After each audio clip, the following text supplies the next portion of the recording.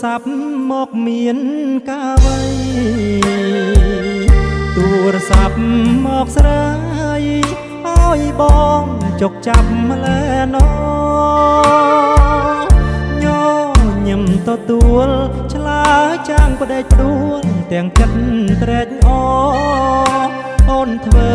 ឲ្យបងវឹកវរអង្គុយឈរព្រោះចាំច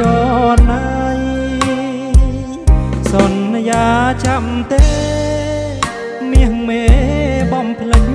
ឬអ្វីចាំបានទេថ្លៃពាក្យថាមិនមូសាដងដៃសាច់ក្តីស្នេហាបងនឹងជីវ៉ាផ្ដោះផ្ដងរាល់ថ្ងៃពេលនេះហេតុអ្វីបានស្រីបំភ្លេចសំដីសពបងទៅវិញសំលេងទូរស័ព្ទគេ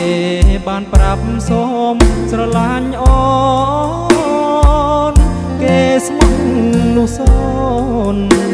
ឲ្យអូនរស់ដោយសុខសាន្ត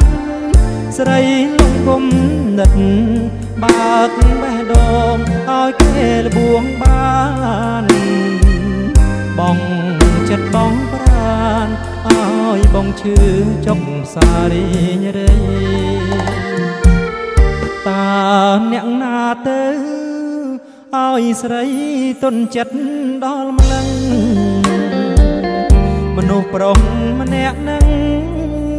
សំខាន់ក្នុងបេះដូងស្រីបានជាបញ្ឈឺឲ្យបងឈឺក្នុងដួងហារតីឈប់សិនដាក់ទូរស័ព្ទដៃឲ្យបងនិយាយនៅពាក្យថាលា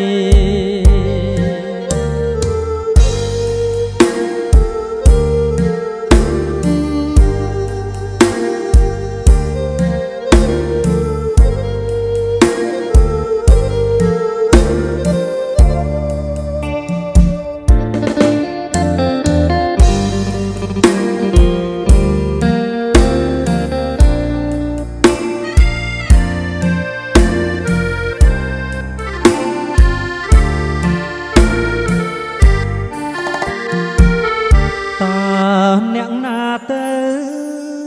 ឲ្យស្រីទុនចិត្តដល់ម្លឹងមនុស្សប្រុសម្នាក់នឹងសំខាន់ក្នុងបេះដូងស្រីបានជាបញ្ឈឺឲ្យបងឈឺក្នុងដួងហារតីឈប់សិនដាក់ទូរស័ព្ទដៃឲ្យបងនិយាយនៅពាក្យថាលា